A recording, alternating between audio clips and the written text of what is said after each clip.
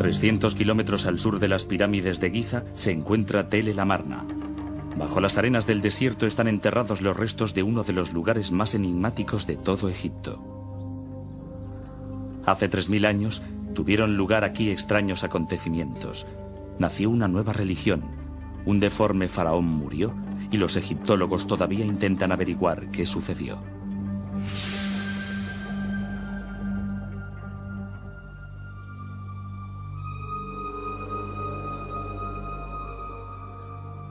A finales del siglo pasado, Sir Flinders Petrie, el fundador de la egiptología moderna, descubrió una gran ciudad perdida en el desierto.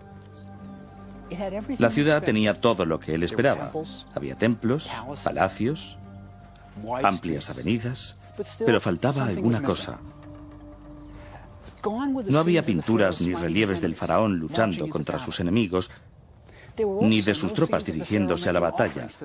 Tampoco había retratos del faraón haciendo ofrendas a los centenares de dioses egipcios. Y tampoco había dioses. A medida que Petrie avanzaba en sus excavaciones, aumentaba su sorpresa. El faraón estaba representado sin ningún atractivo. Tenía el rostro alargado, los pechos prominentes, las caderas anchas y los muslos abultados. Durante miles de años, los rasgos que habían caracterizado a los faraones habían sido la juventud, el vigor y los músculos bien desarrollados, listos para ir a la guerra. Sin embargo, este faraón era deforme. Parecía como si hubieran arrojado al desierto egipcio una criatura de otro planeta. ¿Qué sucedió aquí aproximadamente 1300 años antes de nuestra era? Para responder a eso, hay que conocer antes a la familia del faraón rebelde.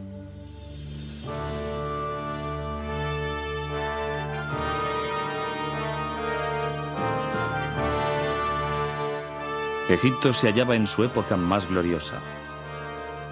El país nunca había sido más rico, más poderoso ni más seguro. A lo largo del Nilo, los egipcios construían grandes templos para adorar a sus numerosos dioses. Cuando los dioses se sentían complacidos, Egipto prosperaba.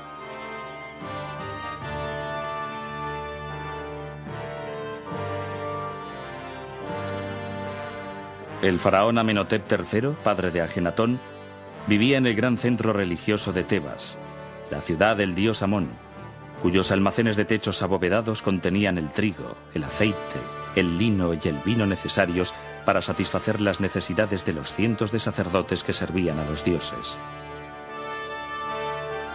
La religión era la principal industria de la ciudad, y justo en el centro de todo se encontraba Amenhotep III. Sus dos colosales estatuas todavía se pueden ver en la llanura de Tebas. Originariamente, esas estatuas guardaban un vasto templo hoy desaparecido. Toda la gloria y la riqueza de Tebas se verían pronto sacudidas por una revolución como nunca antes se había visto.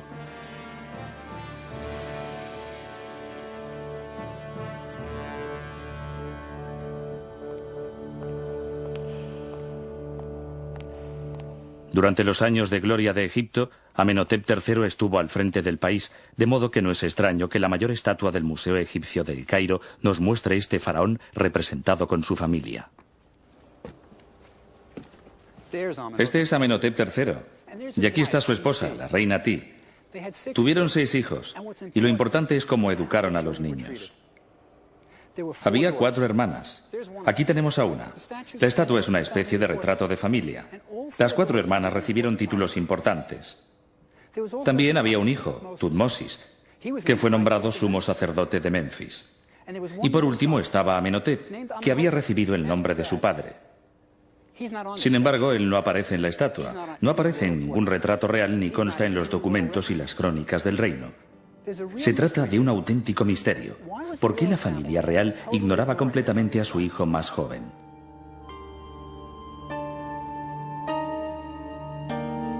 Parece ser que ya desde temprana edad, Ajenatón había mostrado extrañas tendencias.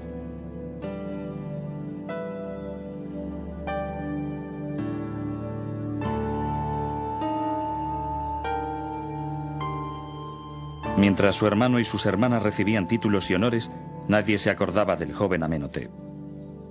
Cuando el séquito real iba a los templos a hacer ofrendas al dios Amón, el joven Amenhotep se quedaba en palacio.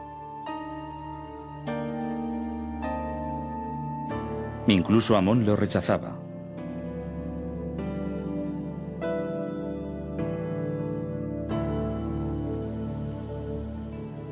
De esta manera, el príncipe fue excluido de las ceremonias religiosas en las que su hermano y sus hermanas se congraciaban con los dioses. Todo giraba alrededor de los templos y de sus cientos de sacerdotes.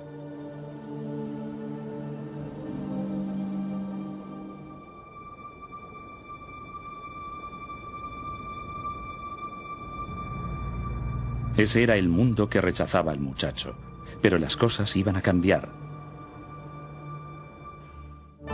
Empujado por su ambiciosa madre, el chico marginado se situó en la cúspide del poder.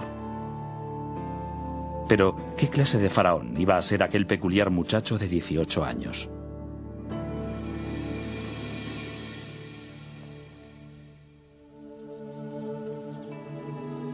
Ya en los primeros tiempos de reinado, Ajenatón puso de manifiesto sus peculiaridades cuando comenzó a erigir su propio templo en Karnak, el corazón religioso de Tebas. Karnak es un laberinto de templos que cubren más de 40 hectáreas. Construido a lo largo de 2000 años, cada faraón incorporaba al conjunto sus propios monumentos para ganarse el favor de los dioses. Cuando Ajenatón aportó su contribución, el pueblo de Egipto supo que algo fuera de lo normal estaba sucediendo. El recién nombrado faraón inició una construcción con un estilo artístico completamente nuevo y extraño. Ajenatón aparecía con los dedos de los pies alargados, las caderas anchas, los dedos de las manos extremadamente largos, los pechos desarrollados y el rostro alargado. Nunca se había visto nada igual en un templo egipcio. Pero las novedades no acababan aquí. Frente al templo se colocaron colosales estatuas del faraón que acentuaban aún más sus extraños rasgos. Y eso no era todo.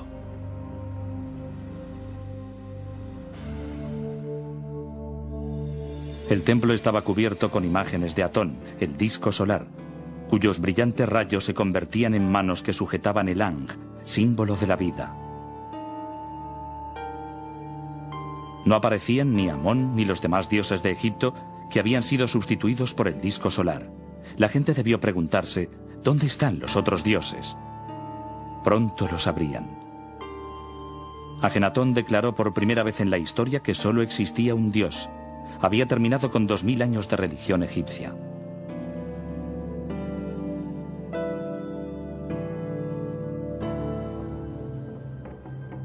Había accedido al trono el niño rechazado. Pero como faraón, Ajenatón ya no podía seguir siendo excluido de las festividades religiosas, que además eran muy numerosas.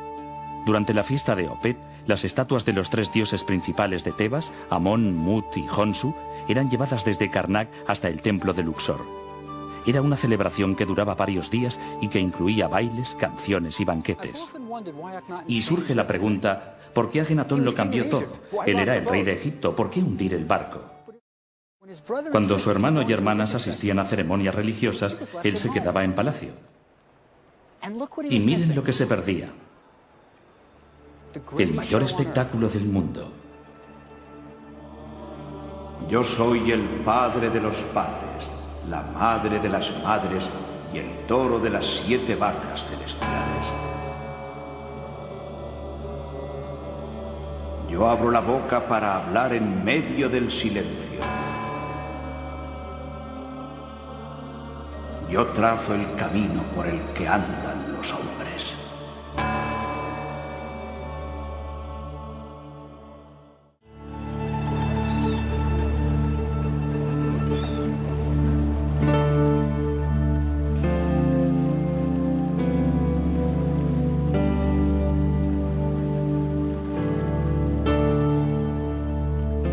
El lugar donde Ajenatón debía empezar su nueva vida le fue sugerido por el propio Atón en el 5º año de reinado.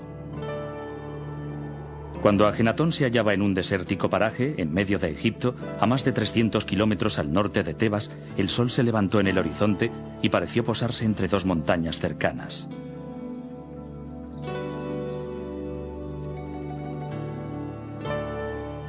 El jeroglífico de horizonte era precisamente el sol descansando entre 2 montañas, y el horizonte representaba el principio y el fin. Era la señal que Ajenatón necesitaba para construir su ciudad soñada. Atón se le había aparecido y le había indicado que construyera su ciudad en el inhóspito desierto. Llamó al lugar Ajetatón, el horizonte de Atón. En los alrededores de la nueva ciudad, Ajenatón hizo esculpir estelas que marcaban sus límites y narraban la mística visión. Su majestad apareció montado en su gran carro de electrón, como Atón cuando se levanta en el horizonte. Ha sido Atón, mi padre, quien me ha dicho que construya la ciudad. Ningún funcionario me aconsejó jamás que eligiera este desértico lugar. Después de la revelación que Ajenatón había tenido sobre la construcción de su ciudad, seleccionó un pequeño grupo entre sus seguidores y los desplazó de Tebas al yermo desierto que Atón había elegido, el lugar que actualmente se llama Tel el Amarna. Reunió a los fieles en una de las estelas limítrofes del terreno, y mientras observaba la desolada llanura donde iba a construirse la nueva ciudad, realizó una ceremonia de adoración. Fue el sermón de la montaña de Ajenatón. El gran ser, Atón, ha ordenado mi vida. Es mi padre, al cual ningún artesano ha concebido. Él se muestra cada día al amanecer y en el ocaso. Eternamente llena la tierra con sus rayos y otorga la vida a todos. Ajenatón ya no se encontraba solo. Ahora estaba casado con Nefertiti, una de las mujeres más hermosas de la historia. Tenía su propia familia, una esposa, 2 hijas y 4 más que vendrían. El niño rechazado había recorrido un largo camino. En la nueva ciudad, la emoción debía ser incontenible. Eran los pioneros de una naciente religión, y el faraón era su líder. Hasta el cristianismo no volvería a producirse un sentimiento igual. Era un momento decisivo en la historia del mundo y Ajenatón fue el hombre clave. ¿Pero aceptaría el resto de Egipto la nueva religión del rey? Uno se pregunta qué pensaría que iba a sucederle en el más allá, si es que existía un más allá.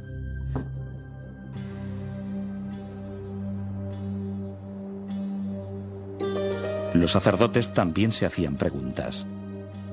¿Qué será de nosotros? Si solo hay un dios, Atón, ¿qué pasa con los vastos templos de Amón en Tebas? Si el faraón ya no cree en los dioses, ¿qué les ocurrirá a los miles de sacerdotes? El poderoso clero de Tebas estaba furioso con Ajenatón.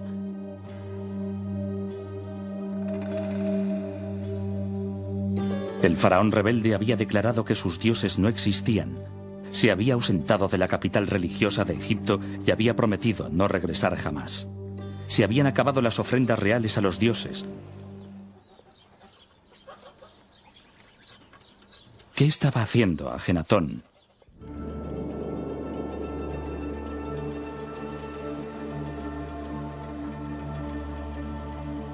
Encontramos uno de los mayores logros intelectuales del mundo antiguo, un poema escrito por el propio Ajenatón. Tu nacimiento al amanecer es espléndido, oh Atón, creador de la vida. Cuando apareces por el este, llenas todas las tierras con tu belleza. Eres hermoso, grande, radiante.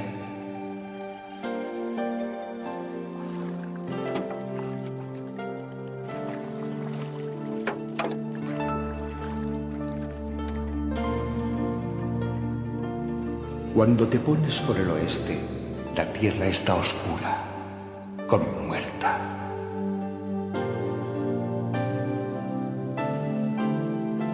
Todos los leones salen de su guarida, las serpientes muerden, la noche acecha, la tierra queda silenciosa, mientras su creador reposa en la oscuridad.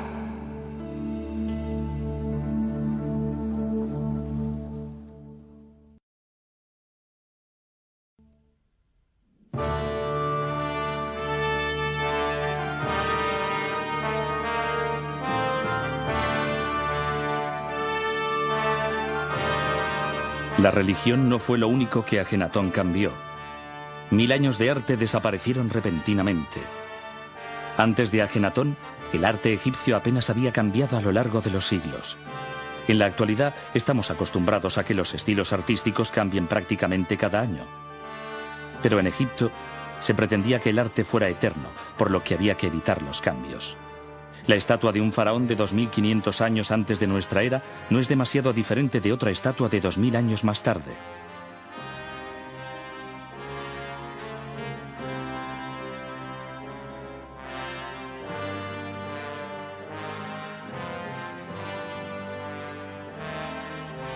Sin embargo, Ajenatón decidió cambiarlo todo.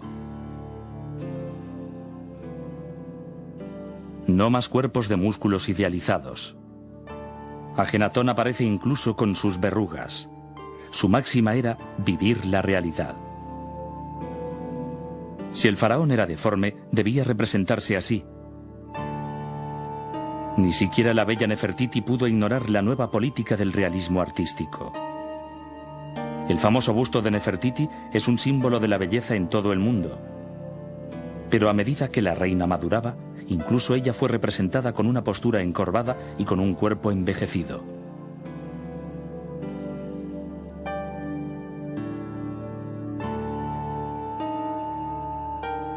Se puso de moda mostrar a toda la familia real con cabezas alargadas.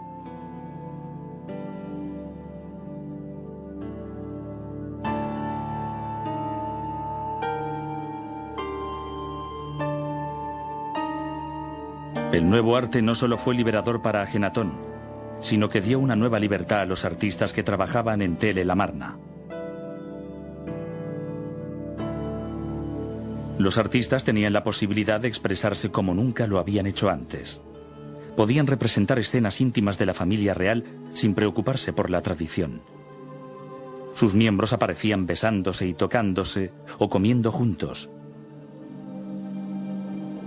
En el antiguo Egipto nunca se había expuesto a la contemplación del pueblo la vida privada del faraón.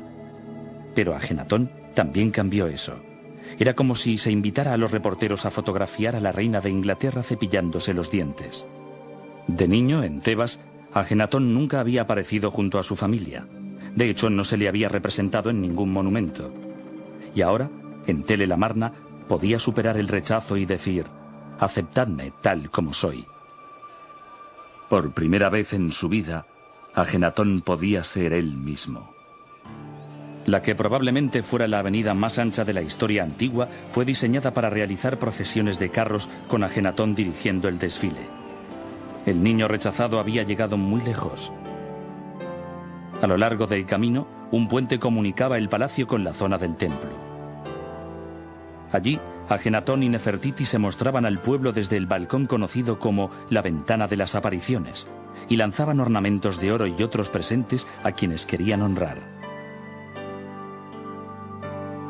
La ciudad albergaba a más de 10.000 personas. Había funcionarios, sacerdotes, comerciantes, artesanos, barqueros y todos vivían con sus familiares.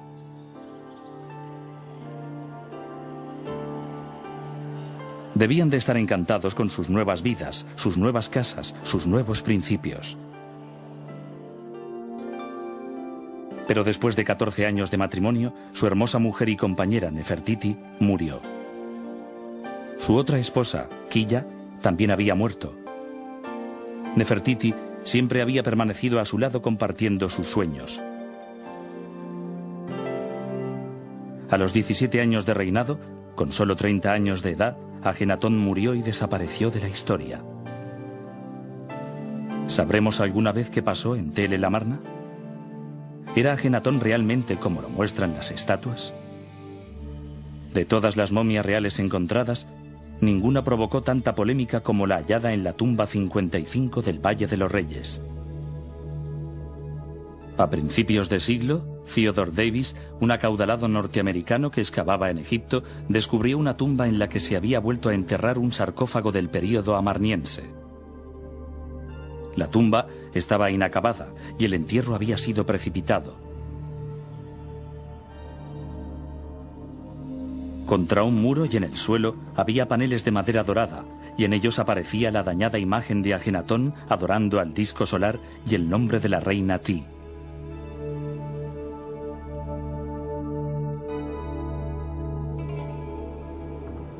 En un nicho había 4 hermosos jarrones de alabastro con los órganos internos de la momia.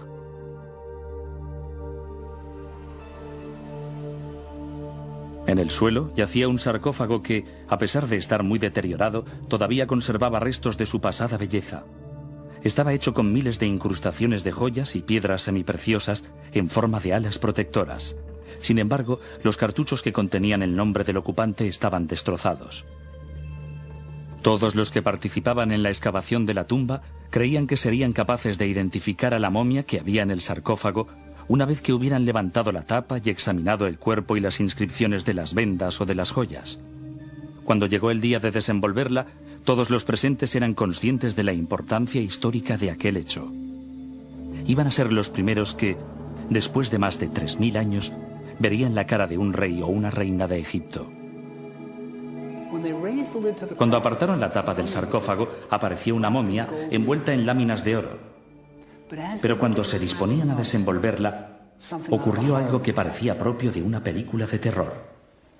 En cuanto la tocaron, se convirtió en polvo, dejando a los excavadores con un montón de huesos desarticulados en el fondo del sarcófago. Pero debajo del esqueleto, la última lámina de oro parecía tener el nombre de Ajenatón escrito en ella. La pelvis era ancha, como la de una mujer, y Ajenatón siempre había aparecido en sus estatuas con una pelvis ancha, y la cabeza era alargada, como la de Ajenatón. Todo parecía encajar perfectamente. Algunos de los presentes estaban completamente convencidos de que habían encontrado la momia de Ajenatón. Pero hoy, la identidad de la momia de la tumba 55 sigue siendo un misterio. Quizá la respuesta a por qué Ajenatón y la familia real siempre se representaban deformes esté en manos de un grupo de científicos que trabajan en una enfermedad conocida como el síndrome de Marfan, un defecto genético que daña al tejido conectivo del cuerpo. Probablemente Abraham Lincoln padecía el síndrome de Marfan. Algunos de los síntomas son el rostro alargado, la barbilla prominente, los dedos de pies y manos largos y finos y una forma especial de los ojos. Eso podría explicar por qué todos presentaban síntomas similares.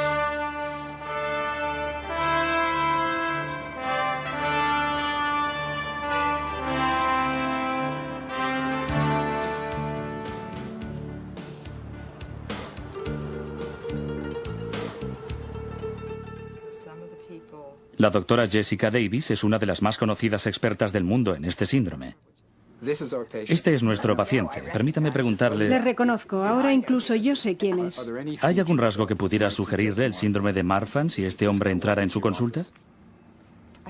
Creo que los datos más indicativos son el rostro alargado. Esa cara tan larga, pero también se trata de un individuo guapo. Y estas son dos cosas que tendría muy en cuenta a la hora de observar a alguien que presenta esencialmente unos rasgos regulares, además de un rostro alargado y estrecho. Pero el diagnóstico del síndrome de Marfan no dependería en realidad del aspecto facial. Sí. Así que creo que es importante decir que hay gente normal que tiene el síndrome de Marfan. Gente cuyos rasgos faciales son normales, solo parecen algo góticos y más clásicos. El arte típico del periodo nos muestra las manos alargadas. Y permítame mostrarle una auténtica exageración. Se trata de una mano completamente anormal. Me refiero a los dedos. Esta elegantísima extremidad ciertamente indicaría un desorden subyacente del tejido conectivo, igual que estos larguísimos dedos. Y aquí podemos ver que tenía esta parte ligeramente dislocada, parece flexible. Permítame mostrarle un pie. Ante todo, vemos que se trata de unas extremidades muy delgadas. Si la mano y el brazo eran indicativos, el tobillo también lo es. Y aquí tenemos un larguísimo y elegante pie con largos dedos. Pero aún quedan algunos misterios.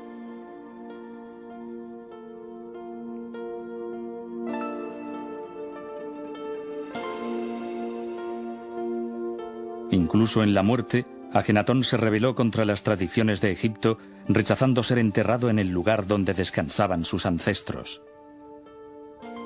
En su tumba iba a descansar el pensador religioso más original que el mundo antiguo había visto jamás. Había prefigurado el monoteísmo de Moisés y la tranquilidad y la esperanza de Cristo, mucho antes de que el pueblo egipcio fuera capaz de aceptarlo. Ajenatón fue tildado de hereje y su nombre borrado de los monumentos de Egipto. Sería de su joven hijo un faraón llamado Tutankamón, de quien en el futuro todo el mundo oiría hablar. El atrevido experimento del desierto había terminado. La efímera capital pronto fue cubierta por la arena. El egiptólogo norteamericano James Breasted dijo de Ajenatón: con él murió un espíritu que el mundo no había visto nunca antes. Un alma valiente que se enfrentó impertérrita a la fuerza de la tradición inmemorial. Este hombre, en una época remota y con unas condiciones adversas, se convirtió en el primer idealista del mundo y también en el primer individualista. Es tremendo, pero es muy cierto. Hace 3000 años, el rebelde faraón Ajenatón escandalizó a los habitantes del Valle del Nilo, predicando que solo había un dios. Pero antes de que pasaran 100 años tras la muerte de Ajenatón, Moisés predicaría en las orillas del Nilo a los israelitas un dios y el monoteísmo. Hoy, millones de egipcios oyen a los almuédanos en las mezquitas afirmar que solo hay un dios, y se llama Alá.